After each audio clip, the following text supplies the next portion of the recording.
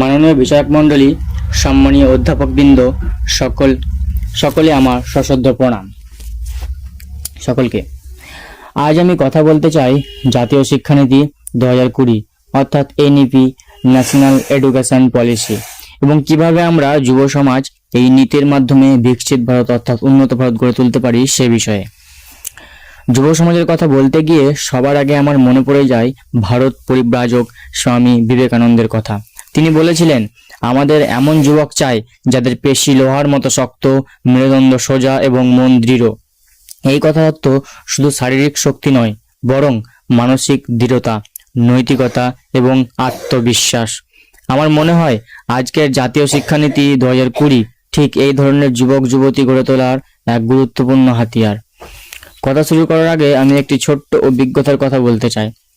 আমাদের সকলকে যদি জিজ্ঞাসা করা হয় তোমাদের স্বপ্ন কি, সবার কাছে উত্তর তৈরি থাকে। কেউ ডাক্তার, কেউ ইঞ্জিনিয়ার, কেউ বিজ্ঞানী, ইত্যাদি ইত্যাদি।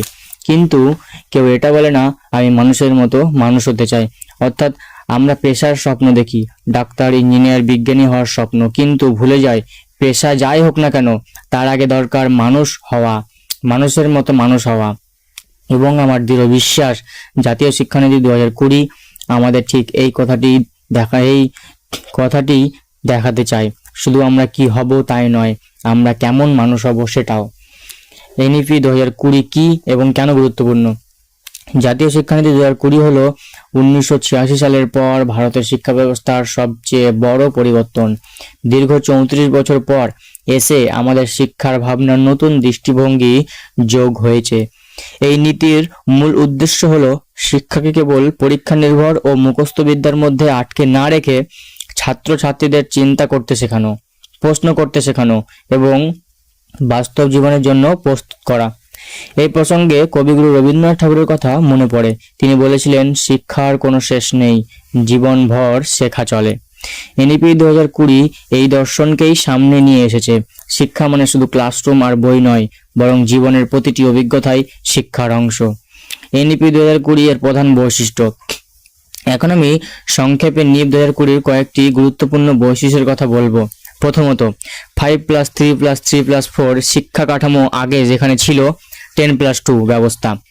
এখন শিশুদের মানসিক বিকাশ অনুযায়ী শিক্ষাকে নতুনভাবে সাজানো হয়েছে। খেলার ছলে শেখা, ধীরে ধীরে বিষয়ভিত্তিক শেখা এবং শেষে সম্পূর্ণ নমনীয় ব্যবস্থা। এটাই এই কাঠামোর মূল লক্ষ্য। দ্বিতীয়ত, মাতৃভাষার শিক্ষা। এনইপি বলেছে অন্তত প্রাথমিক স্তরে শিশুদের মাতৃভাষা শিক্ষা দেওয়া উচিত, কারণ রিসার্চে জানা গেছে নিজের ভাষায় শেখা জ্ঞান আরো গভীরে পৌঁছায়। আমরা সবাই জানি দিদা দাদু মায়ের বলা গল্প আজও আমাদের মনে গেঁথে রয়েছে। তৃতীয়ত, বিষয় নির্বাচনের স্বাধীনতা। আগে বিজ্ঞান, কলা ও বাণিজ্যের মধ্যে কঠোর দেওয়াল ছিল, কিন্তু এনইপি 2020 সেই দেওয়াল ভেঙে দিয়েছে। এখন একজন ছাত্র চাইলে বিজ্ঞানের সঙ্গে সাহিত্য পড়তে পারে, গণিতের সঙ্গে সঙ্গীত শিখতে পারে, কারণ জীবন নিজেই বহুমুখী, তাই শিক্ষাও হওয়া উচিত বহুমুখী।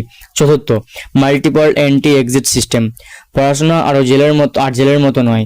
1 বছর পড়লে সার্টিফিকেট, 2 বছর পড়লে ডিপ্লোমা, 3 বছরে ডিগ্রি। মাঝপথে ছাড়লেও শিক্ষার মূল্য থাকবে।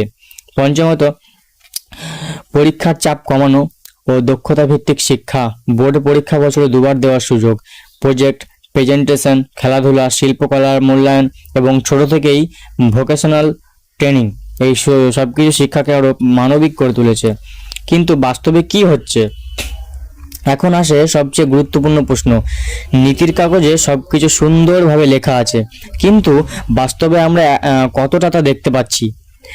আজও আমরা দেখি অনেক জায়গায় মুখস্থ বিদ্যার প্রধান।